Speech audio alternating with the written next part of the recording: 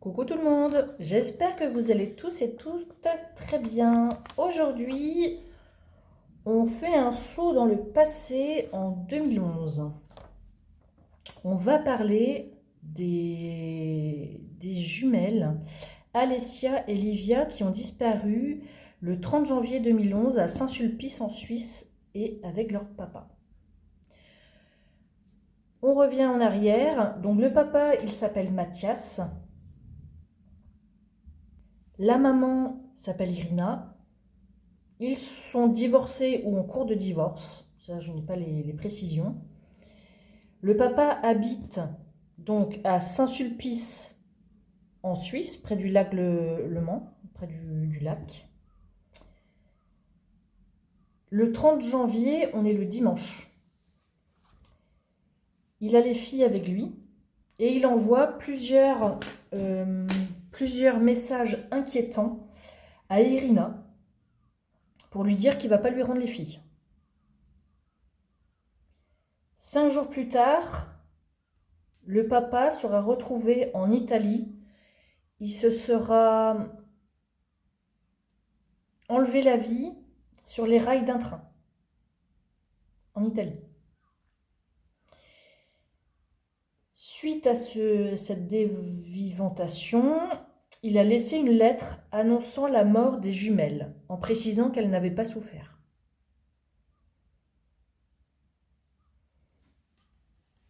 Donc Saint-Sulpice, c'est ici.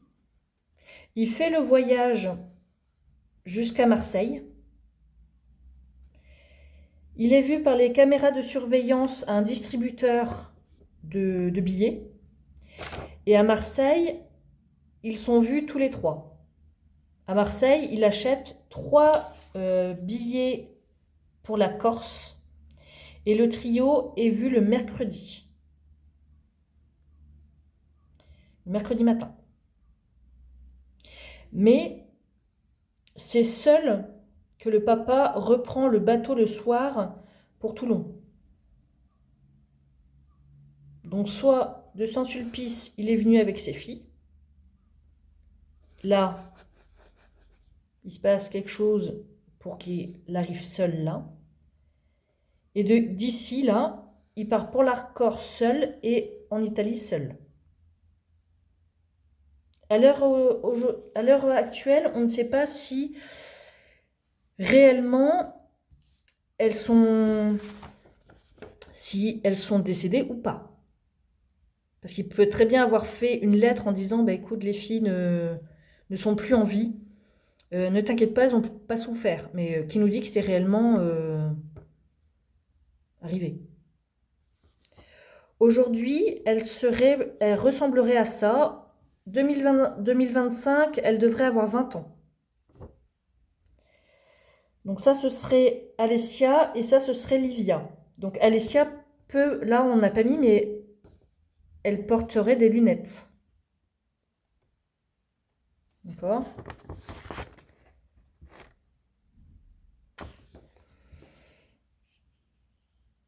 Donc histoire dramatique.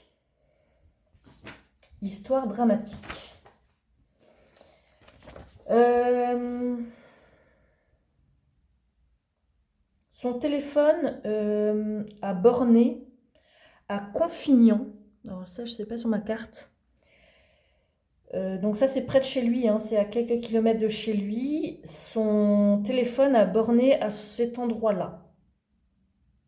Alors, est-ce qu'il s'est passé le drame chez lui et il aurait déposé les filles dévivantées là? Ou est-ce qu'il les a amenées avec lui à Marseille? De toute façon, je pense que c'est ça, parce qu'ils ont été filmés ensemble. Alors, soit il s'est débarrassé des filles à Marseille, ou soit, parce que faut être un peu logique, hein, là, il y a un truc, moi, qui m'échappe, c'est que déjà, 2 enfants, ça se voit.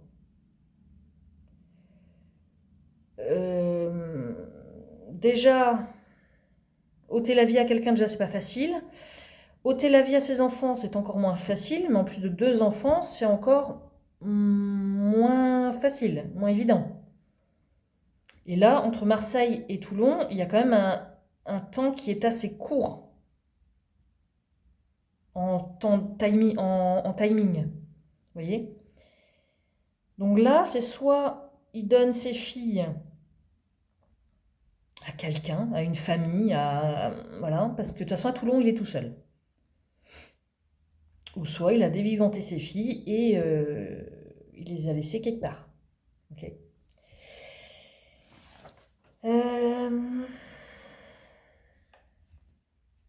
Donc on va voir ça. On va retourner en 2011 pour voir qu'est-ce qui a fait déclencher ça, donc le divorce. Je pense que Mathias, le papa, devait mal vivre ce divorce. Logique, hein, on vit tous les choses différemment.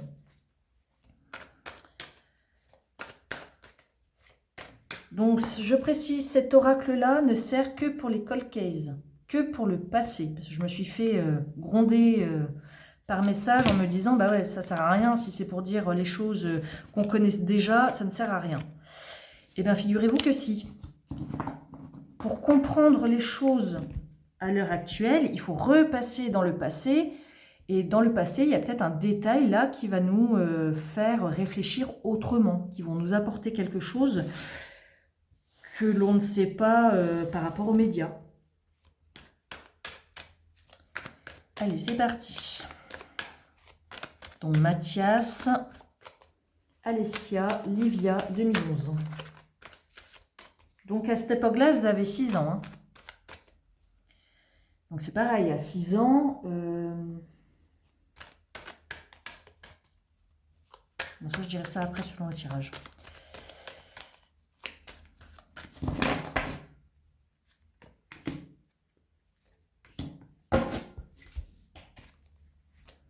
Donc, Alessia, Livia, Mathias, Irina, 2011, 30 janvier 2011. Oula.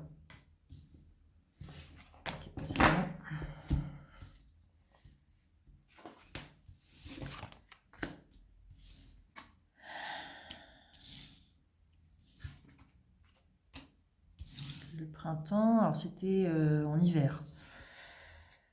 Okay.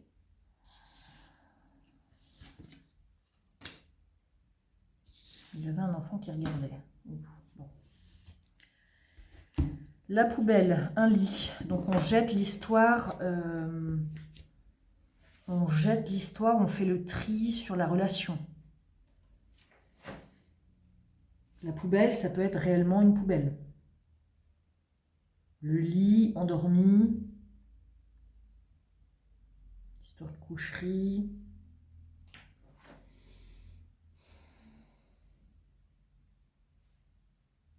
La déchetterie, se débarrasser de quelque chose.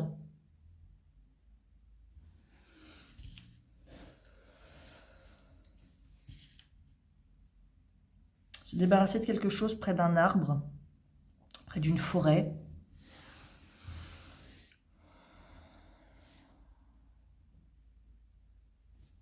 Le lit, alors soit c'est une chambre d'hôtel, chambre à coucher, soit quelqu'un est endormi.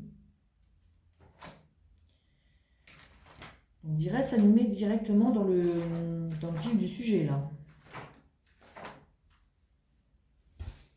Ouais, par rapport à l'union matrimoniale, le lieu de conception, le sommeil, dormir, repos, la terre d'origine, une rivière, un fleuve.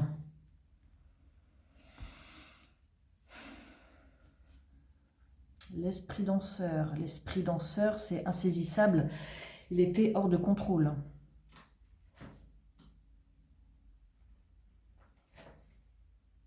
Le printemps, alors c'était en hiver, c'était en décembre.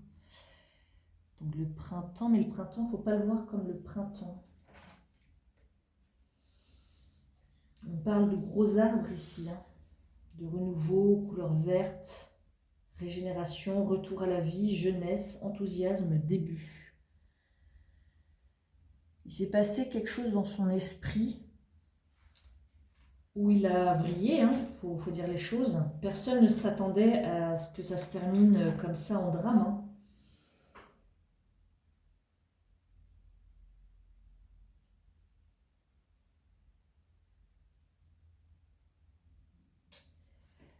C'est se sentir libre, mais...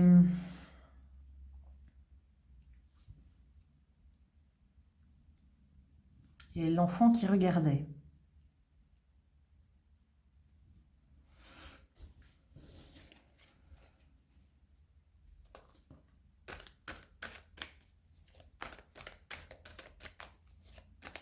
Parce qu'un homme qui réagit comme ça, c'est un homme qui est vraiment désespéré.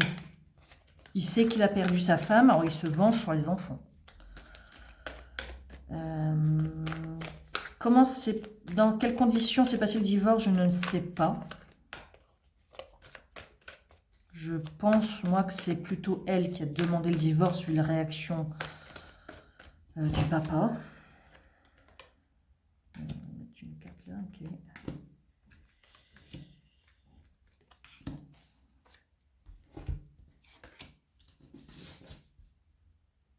Lady No Limit.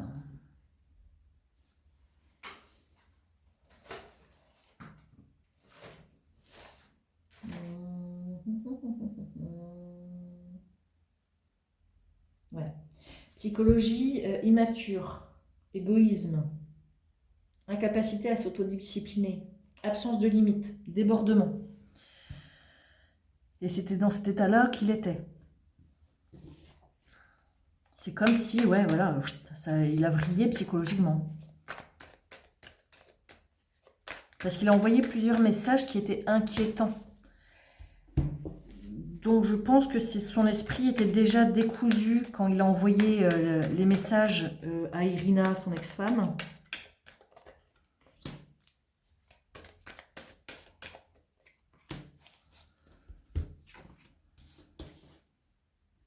Ouais, la passion, l'ardent, il est prêt à tout pour passer à l'action finalement.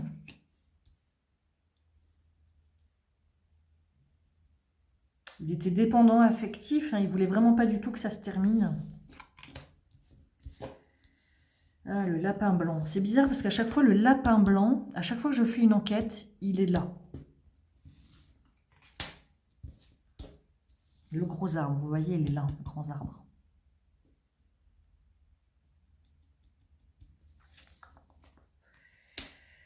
Un agent de l'ombre.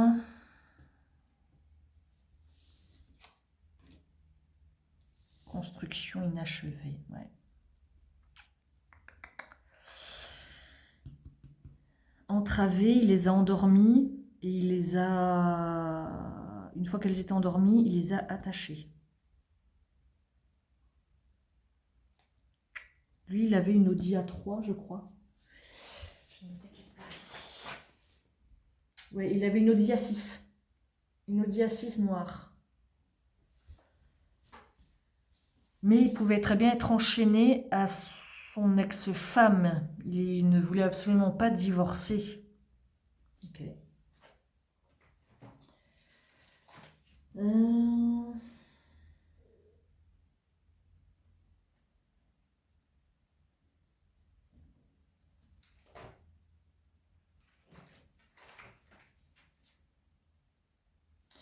Donc je rappelle, le lapin blanc, c'est le guide, c'est l'initiateur, c'est la fuite, c'est l'urgence. Oui, il a pris la fuite parce qu'il est parti de Saint-Sulpice à Marseille, Toulon, Toulon-Corse, Corse-Italie. Il s'est senti pris au piège, il ne pouvait plus faire autrement. La passion, oui, il était passionné, mais pas dans le bon sens. C'est la passion dévastatrice.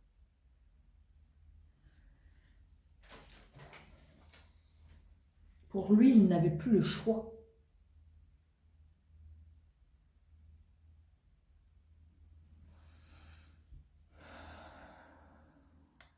La terre, il aurait enterré ses filles.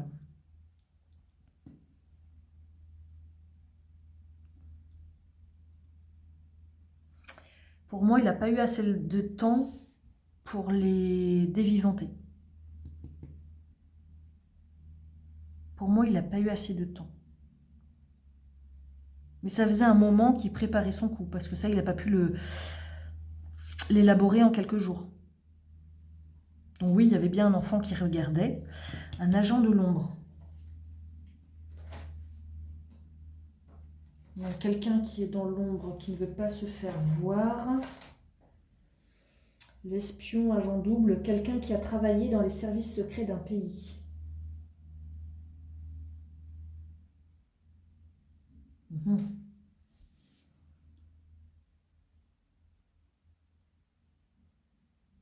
Alors je ne sais pas qu'est-ce qu'il faisait comme métier, je ne sais pas les relations qu'il avait, mais en tout cas ça nous indiquerait ici, là,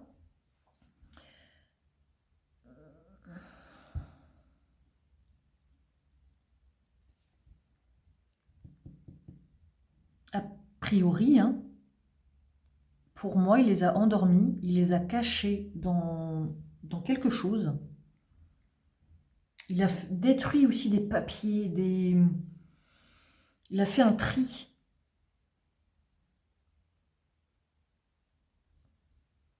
Il n'y avait plus de limite, il était prêt à tout pour la faire souffrir finalement. Mais là, cette carte-là,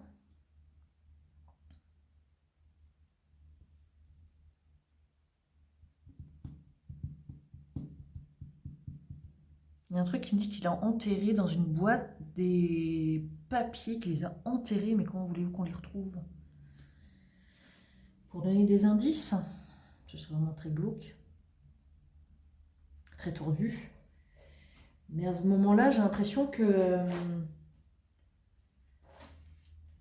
est en frénésie, qu'il est en... Ouais, il réfléchit à 1000 à l'heure.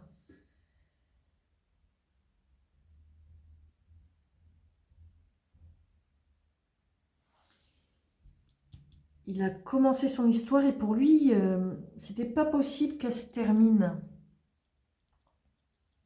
Okay.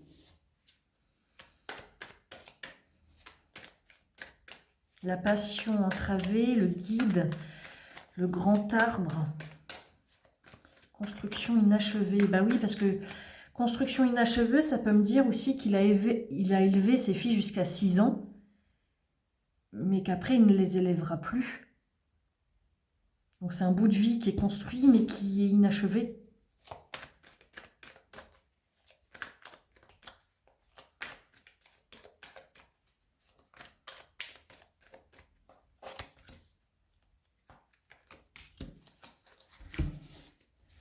Donc pour moi, elles ne sont pas décédées pour l'instant.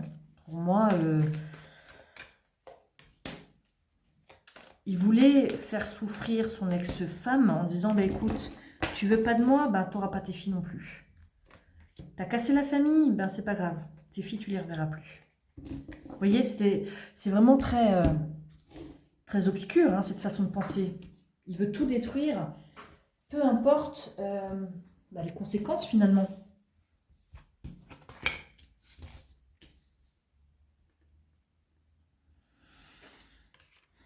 Ouais, psychiatriquement, ça n'allait plus, là. Une chute inexorable, bah ouais. La lune, la psychologie qui va pas bien du tout. Nous arrivâmes chez des amis. Voilà. Se méfier.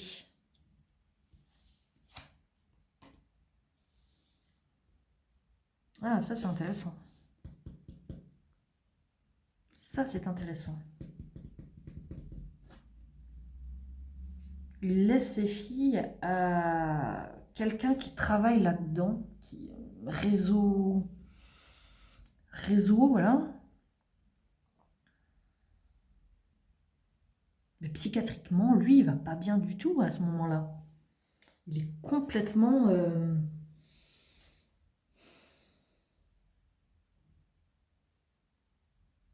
il est...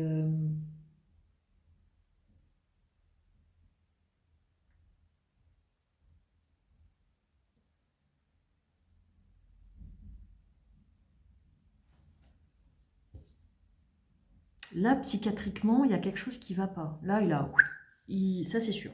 Là, ça, on le sait. Il est prêt à tout jeter pour pouvoir faire du mal. Pour pouvoir... il se sent pieds et poings liés, il n'a plus le choix.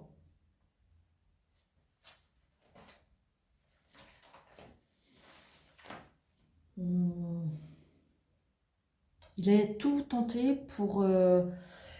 il a tout tenté pour faire changer d'avis Irina. Mais elle est restée sur ses positions. Non, je ne t'aime plus. Non, on divorce. Voilà. Et ça, il l'a pas supporté.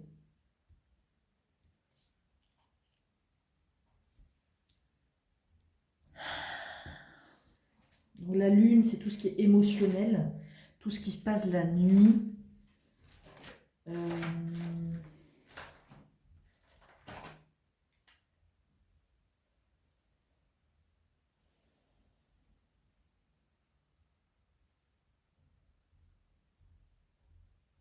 Monde nocturne, la nuit.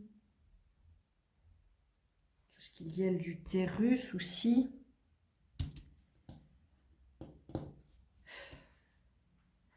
Donc pour moi, oui, il les a bien envoyés dans un endroit.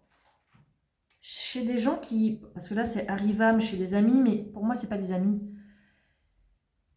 Mais comment a-t-il fait pour rentrer en contact avec eux?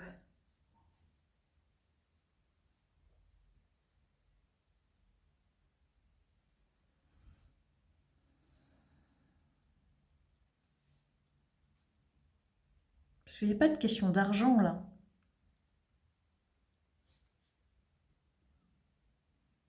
La vigie, c'est la surveillance. On se méfie parce qu'on a peur d'être surveillé.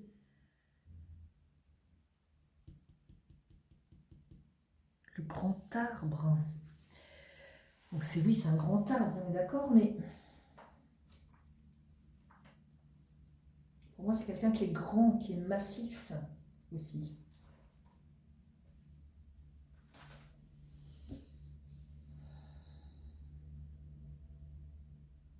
On parlait aussi d'arbre généalogie.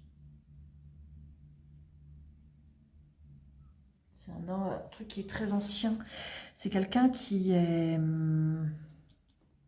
vais me parler de quelqu'un qui est ancien. Qui accueille les gens chez lui avec bienveillance. Mais quelqu'un se méfie. Quelqu'un se méfie. Il reste sur ses gardes. On reste sur ses gardes et on reste vigilant. Pourquoi? J'ai l'impression que c'est pas lui qui est...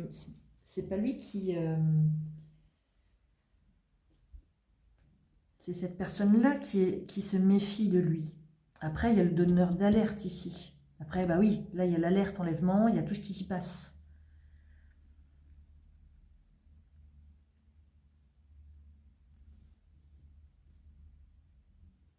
Alors, est-ce qu'à Marseille, il connaissait des gens? Est-ce que... Je vais remettre une carte là-dessus. Il arrive chez quelqu'un mais qui ne connaît pas trop ou qui connaît très très peu. C'est là, ok. Des amulettes avaient été semées. Des amulettes. Ah bah c'est des preuves. On sait qu'il est passé... le truc de banque là...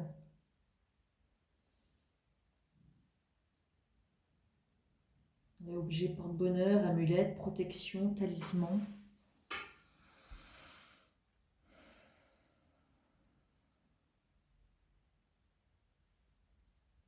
Donc là, tel quel, pour moi, les filles ne sont pas des vivantes. Et lui, après, il s'est ôté la vie parce que psychiatriquement, psychologiquement, on voit bien que là, c'était compliqué. Ok, on va voir la suite.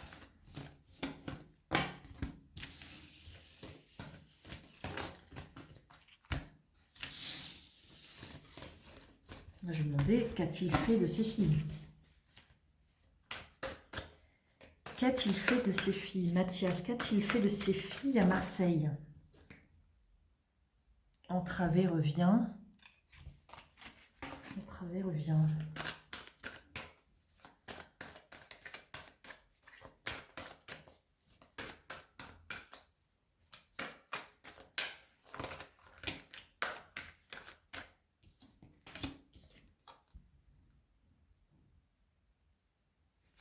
Les mains qui touchent et la robe de feu 212. Passion féminine, désir, être rongé par la passion, s'enflammer par amour, bah oui.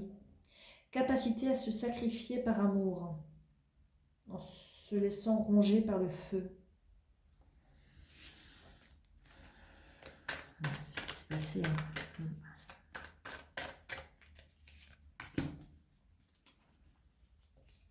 Donc là, il y a un objet qui était posé là, donc la lettre qu'il a laissée.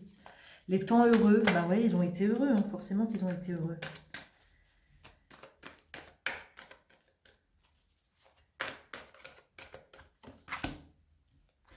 La robe de feu revient, donc la passion destructrice. Un petit reliquaire était posé là, c'est la lettre, le testament. Petite magie.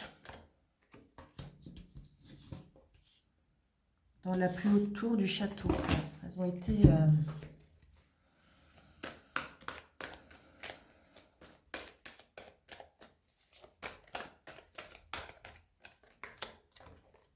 Le messager. Les lettres qu'il a laissées, les messages qu'il a...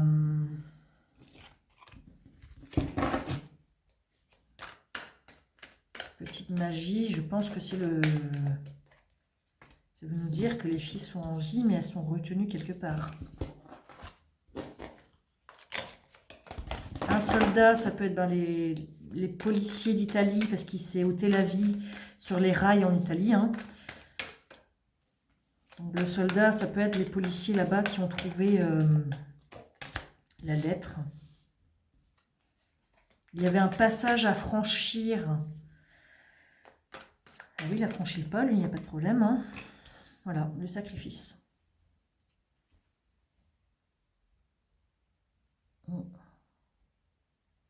En fait, c'est lui qui s'est dévivanté, mais il n'a pas dévivanté ses filles. Encore lui. La petite magie, encore lui. Des casseroles et des gamelles. Des casseroles et des gamelles dans la plus haute tour du château. Dans un appartement. Et comme une fusée. Donc oui, il fallait passer, il fallait franchir l'étape pour détruire finalement tout. Cette passion destructrice, il s'est sacrifié. Lui, il s'est sacrifié.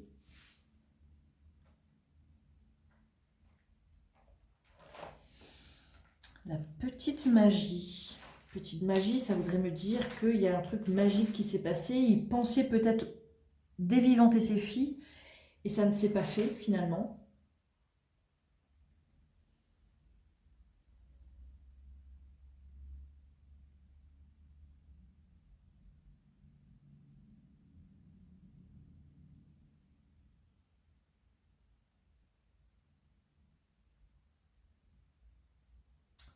Là, ce que ça nous dit, c'est que une personne présente ou un esprit a tendance à tout absorber, voire à tout absorber, cela pouvant le mettre en danger. D'une certaine façon, il peut considérer qu'une personne présente est fragile. Dans ce contexte, il convient de chercher autour de soi pour veiller à ce que tout le monde se sente bien et, le cas échéant, mettre les personnes vulnérables à l'écart de la situation pour la protéger. Donc c'est ce qu'il a fait, il les a mis à l'écart pour les protéger. Là, dans son état d'esprit, c'était pour ça.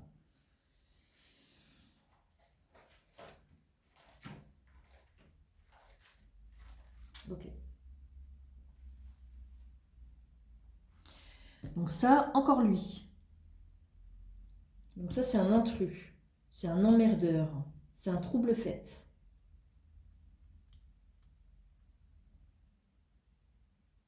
Farceur de mauvais goût. Un emmerdeur.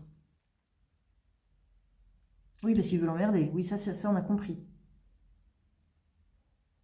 Et lui écrire, voilà, les filles sont dévivantées et n'ont pas souffert, c'était juste, oui, pour l'emmerder. Donc, la plus haute tour du château, donc ça nous amène à un lieu, un immeuble, un enfermement, un complexe de supériorité. Ah oui, de toute façon, il sait que là...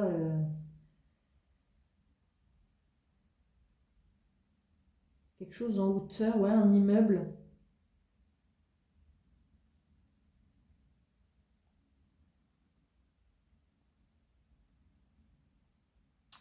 Discussion par message avec quelqu'un qui...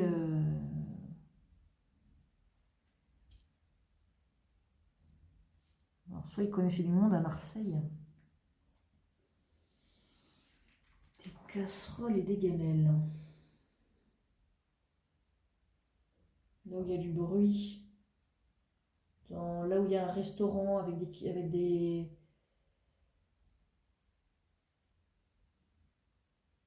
Ça peut être aussi la corruption, la malversation. Près d'un restaurant, un immeuble près d'un restaurant.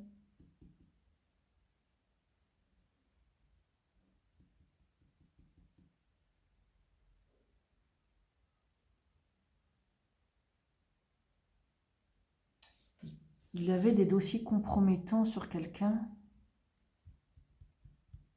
Le messager, ben, c'est la lettre. Et après, ben, il est parti, ben oui, rapidement. Hein, le train arrive et bim. Hein. Ok.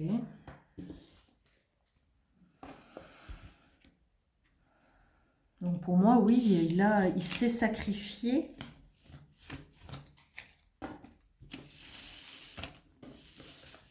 Il était très en colère par rapport à cette séparation. Donc ça, oui, ça, on l'a bien compris. Alors les filles, il en a fait quoi des filles? À qui il les a remis? Ou où est-ce qu'il les a remis?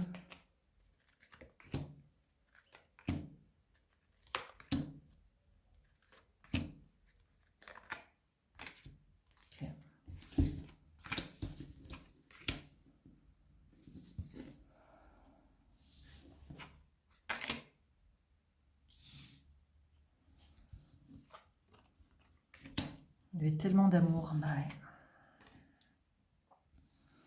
Le soulier était trop petit. Un puits sans fond. Alors...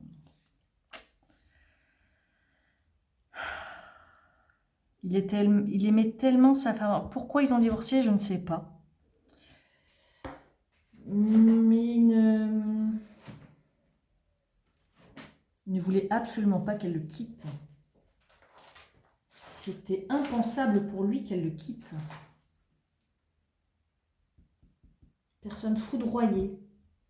Mort brutale. Mort brutale, hein, oui, évidemment. Sa mort a été brutale.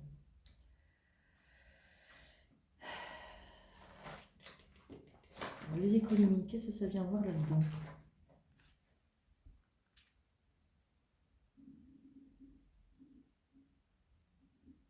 L'épargne, l'économie, le stockage.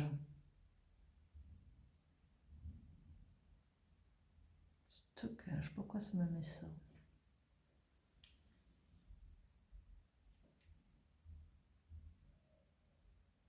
De toute façon, lui là, il savait qu'il avait tout perdu.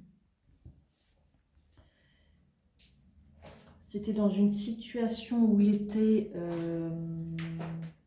trop étroit.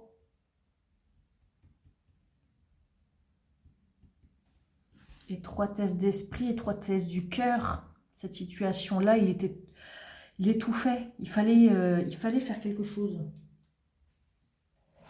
C'est là où on voit quand même la psychologie complètement... ouais, si tu m'as pas, tu n'auras pas tes enfants non plus, quoi. Ouais, le trou noir. Ouais. Les efforts vains, l'engloutissement sans retour, le gouffre, les ténèbres, perte définitive. Donc ça, bah oui, ça c'est... Là, ça nous parle en fait de lui.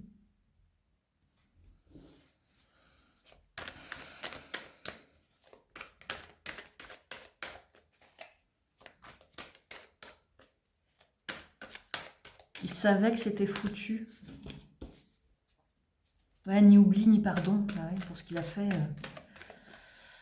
Ah oui, ni oubli, ni pardon. On n'oublie pas ce qu'il a fait. Ce n'était qu'un idiot inutile. C'était qu'un idiot utile. Bah oui.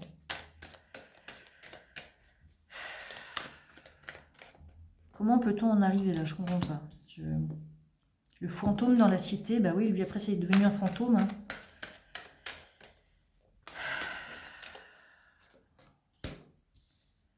Donc lui, bah oui, l'esprit danseur revient insaisissable. Hein. Il gesticule pour rien. Ouais, voilà. La construction inachevée revient. Il pouvait pas finir ce qu'il avait. Il était dans une situation où il étouffait, où il ne pouvait plus faire quelque chose. Et le lapin blanc revient.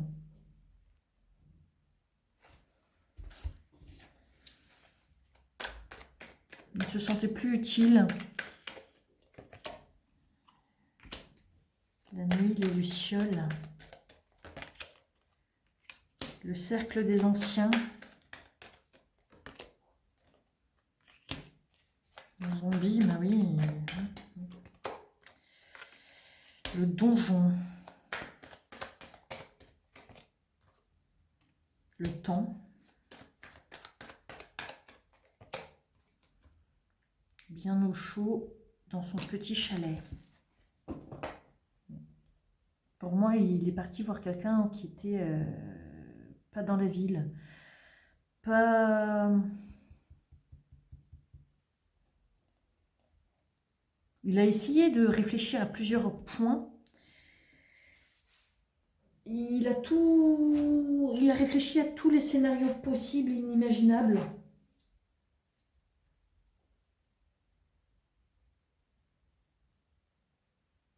Un éclairage positif sur le ni oubli ni pardon.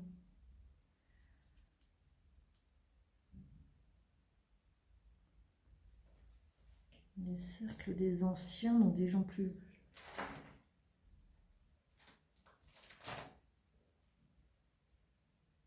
Discussion, réunion de personnes expérimentées. Ouais, il a essayé de prévenir. Mais il s'était enfermé sur lui-même ces temps-ci, les derniers temps. Ça ne me dit pas ce qu'il en a fait. Ça ne me dit pas ce qu'il en a fait. Tout est tourné sur lui. C'est comme si lui... Donc il se mettait en position de victime.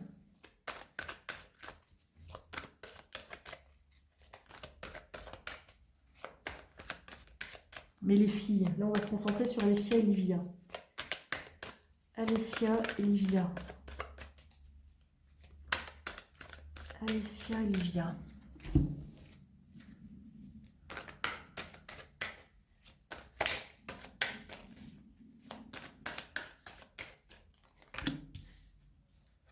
Non, reste qu'une épave. Il ne pouvait rien dire. Rien. Donc là, c'est le silence. Une offrande, un cadeau, on offre. Il faut écouter, écoutez-les.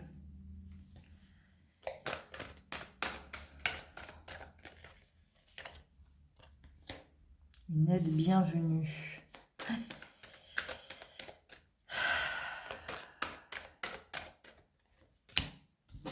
La police. Il ne reste qu'une épave. Donc ça, c'est le corps qui a été retrouvé sur les rails. Hein.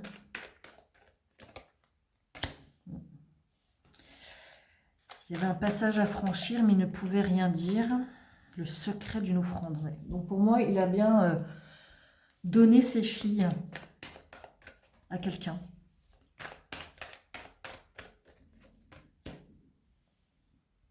La maison des disparus, écoutez-les. Le messager encore à être bienvenu.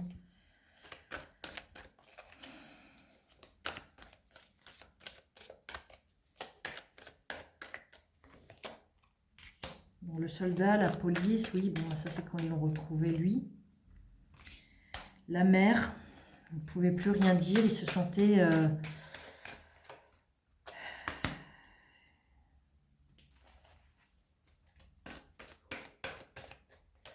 il y avait peut-être une discussion possible avec elle. Encore lui, l'emmerdeur, une aide de bienvenue. Les gens ont essayé de l'aider. Les gens ont essayé de l'aider, mais il a refusé l'aide. Donc celle-ci, c'était un endroit abandonné.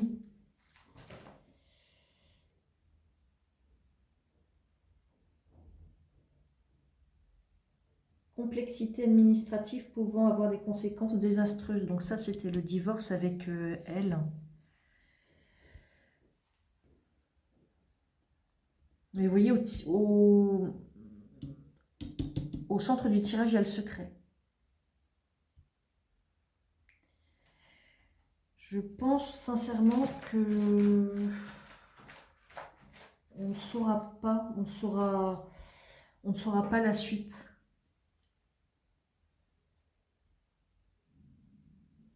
Une personne disparue. Les personnes disparues, ça va rester un secret. Il faudra se contenter que de la lettre que lui a laissée.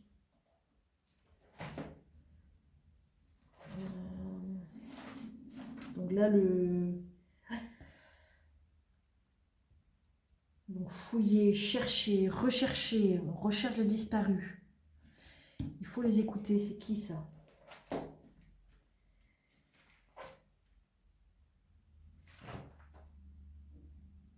Témoin du passé. Bon conseil à écouter. Vieillesse, sagesse. L'emmerdeur, on fouille. Bah oui, de toute façon, ça c'est l'enquête. Je vais chercher mon pendule. Alors. Alessia Livia, 6 ans. 2025. Sont-elles toujours en vie? Oui. Est-ce qu'elles vivent aujourd'hui en France? Non. Elles ne sont pas en France. Est-ce qu'elles sont dans un pays étranger? Oui. Est-ce que Alessia et Livia sont ensemble? Non. Est-ce qu'elles se trouvent dans le même pays toutes les deux? Oui.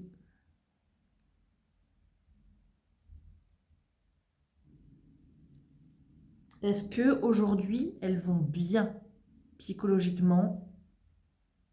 Oui. Est-ce qu'elles ont grandi dans une famille? Oui. Est-ce qu'à l'heure actuelle, elles parlent toujours français? Non. Est-ce qu'elles sont dans un pays chaud? Non. Est-ce qu'elles sont dans un pays froid? Oui, il peut y faire froid. Est-ce que c'est un pays où il fait bon vivre? Oui.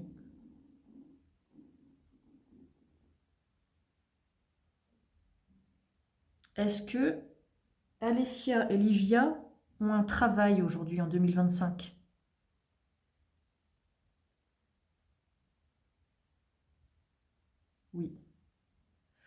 Est-ce qu'elles ont été adoptées par une famille?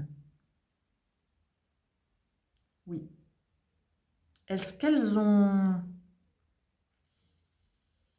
Est-ce qu'elles ont grandi ensemble? Oui. Est-ce qu'aujourd'hui, à l'heure actuelle, elles s'entendent bien? Oui. Est-ce qu'elles savent qu'il y a eu un drame dans leur enfance? Non. Elles ont oublié.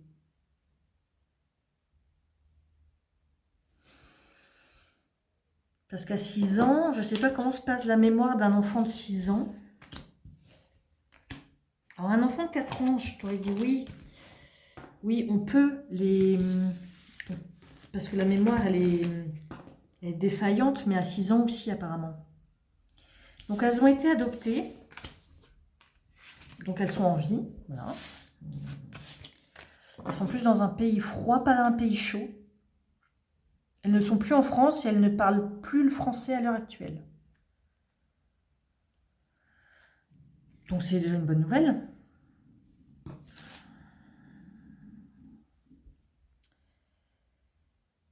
Est-ce que la maman, Irina, un jour, aura ses filles dans ses bras? Non. Est-ce que Irina saura où se trouvent ses filles? Non.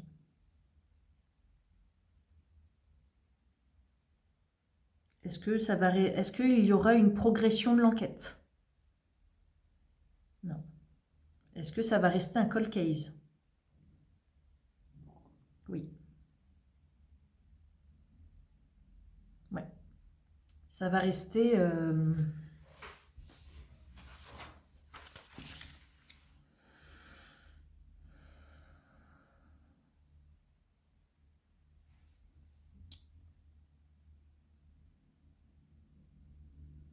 Est-ce que Alessia va bien? Est-ce que Livia va bien?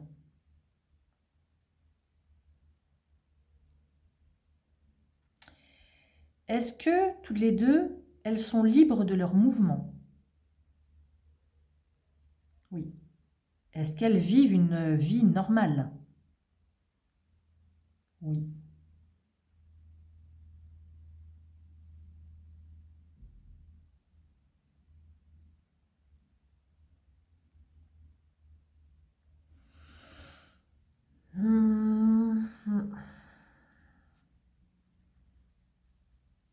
Donc voilà. Bon. C'est plus là le papa qui est ressorti, mais pour moi, il les a laissés à quelqu'un, un réseau quelconque, mais apparemment, elles ont vécu leur vie va plutôt bien aujourd'hui. Et elles ont leur vie et elles ont été élevées normalement, j'ai envie de dire. Mais ça va rester sûrement un cold case, malheureusement. Parce que là, ça, c'est des photos de jumelles vieillies, mais peut-être qu'elles ne ressemblent pas du tout à ça. Hein. Peut-être qu'elles n'ont plus la même couleur de cheveux. Peut-être que... De toute façon, il y en a une là, apparemment, qui portait des lunettes. En tout cas, c'est une histoire complètement dramatique.